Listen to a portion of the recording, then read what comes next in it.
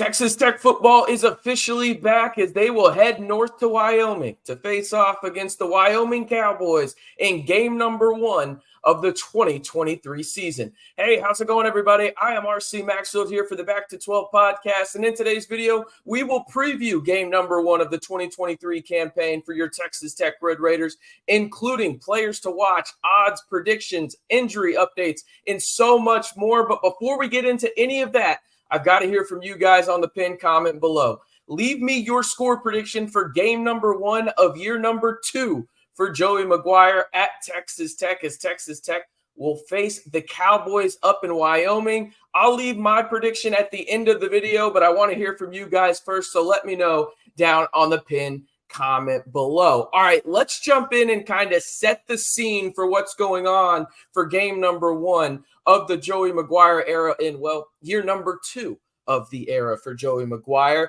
Wyoming actually leads the all-time series between Texas Tech and the Cowboys, 3-2. The last time the two teams played saw Texas Tech in Lubbock win by a score of 49-32 back in 1992. But the time before that, Joey McGuire actually talked about it at his, week 1 press conference for Wyoming, where he mentioned to the team and let them know the last time that Texas Tech went to Laramie, Wyoming, they were 17-point favorites and lost in 1991. They actually lost 22-17 up in Laramie, Wyoming. But honestly, really, when you look at it, one of the guys you have to mention in all of this is the head coach for the Cowboys. He is a legend in Craig Bohls. You may recognize the name if you're a college football fan from his days at North Dakota State, where he helped the Bison become an FCS powerhouse. He won 3 national titles there before moving to Wyoming, and now, well, he's getting that program on the right footing and has gone to back-to-back bowl games and had back-to-back winning seasons. And he also won 2 national championships as an assistant coach at Nebraska in the 90s. Now, when you look at everything for this game, right, there's just a crap ton of experience on both sides. Texas Tech returns 18 starters from their Texas Bowl win over Ole Miss last year, and the Cowboys, they bring back 17 starters from last year for their team, including their starting quarterback, who we'll talk about a little later, but 10 of them come back on the defensive side of the football. They are absolutely loaded to the Cowboys, and one of the matchups that I'm going to be watching most actually involves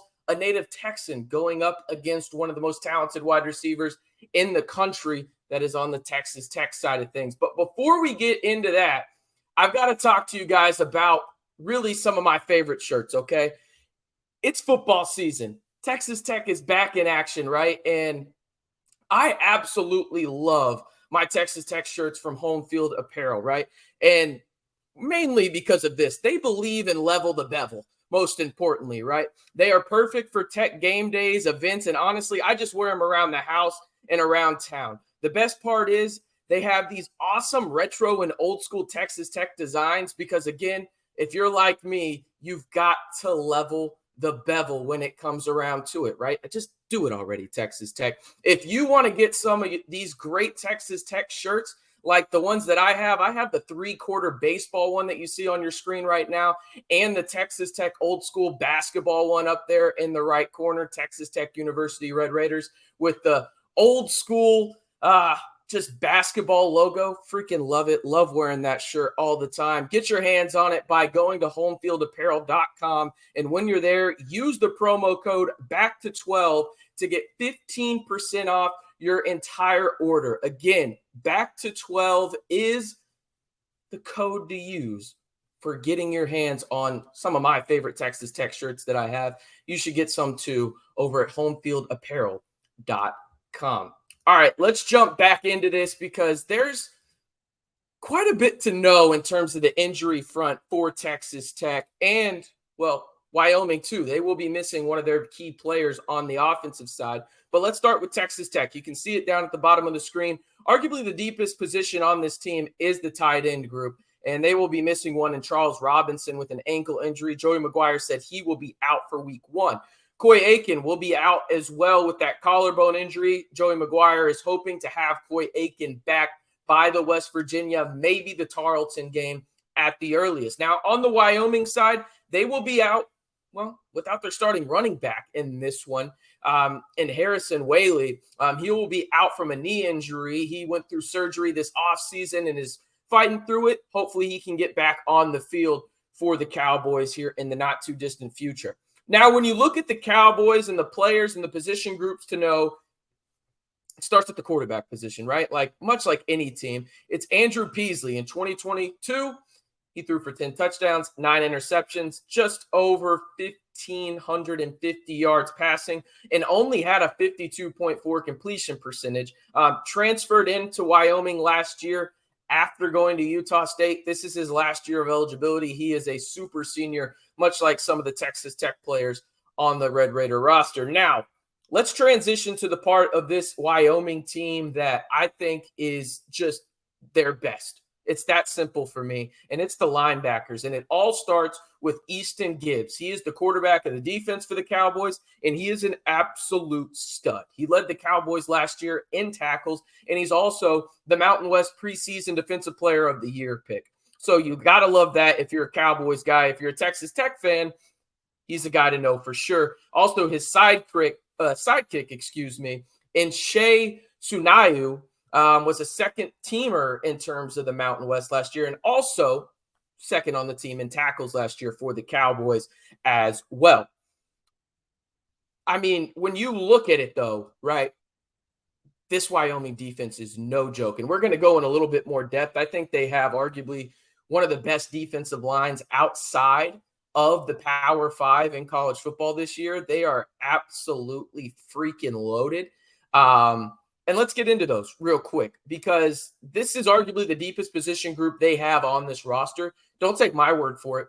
Listen to what Joey McGuire had to say earlier this week in the Week 1 press conference for Texas Tech when he was getting prepared for Wyoming. He mentioned the defensive line and said these two guys really stand out. It's the junior defensive tackle, Jordan Bertagnol, and the graduate nose guard, Cole Godbout. Those guys are going to anchor the Wyoming defense, okay?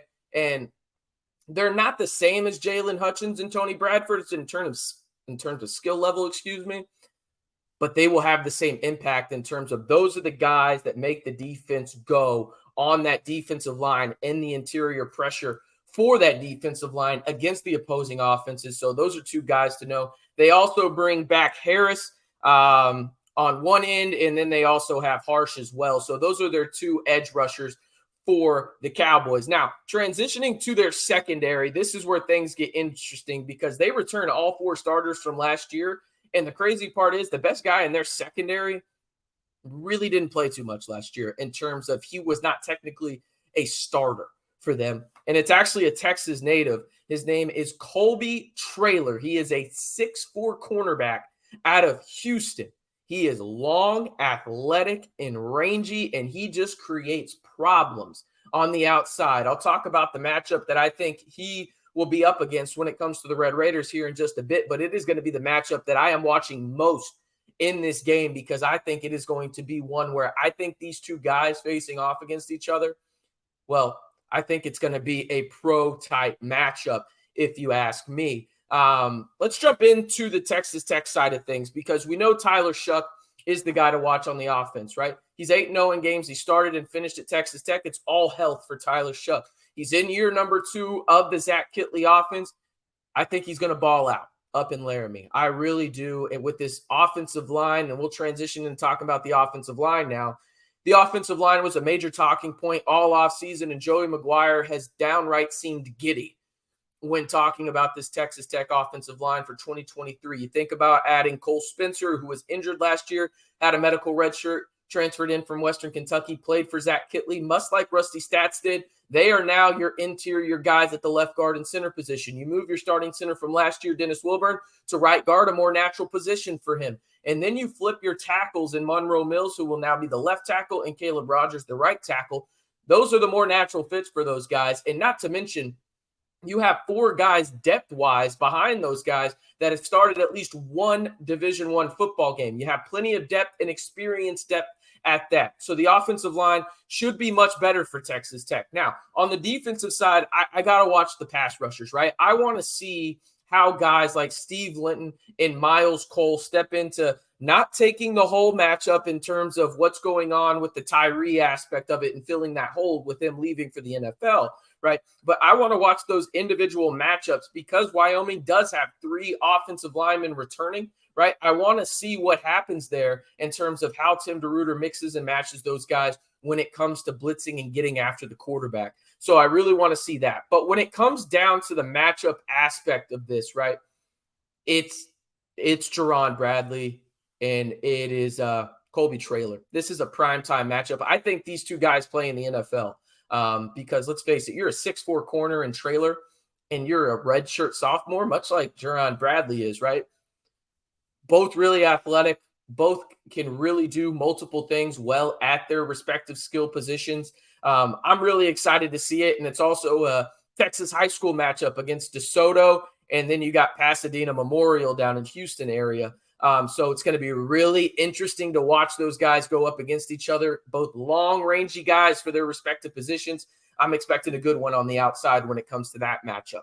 All right, when it comes to game odds, the spread currently right now, as it stands, Texas Tech is 14-point favorites. The total over-under is set at 51.5, and my favorite bet is actually taking the over 51.5 points in this one.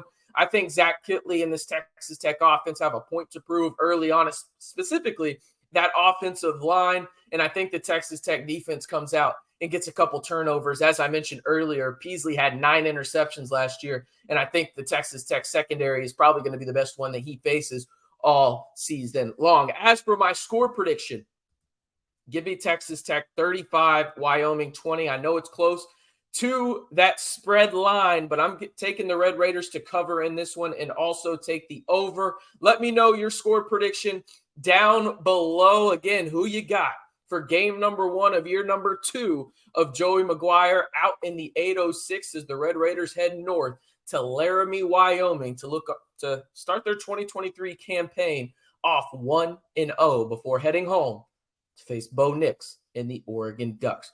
I am RC Maxfield reminding you, if you want the latest Texas Tech football news, rumors, previews, game breakdowns, 3 keys to the game, and everything in between, you know what to do. Hit that subscribe button to stay in the know right here on the Back to 12 podcast channel.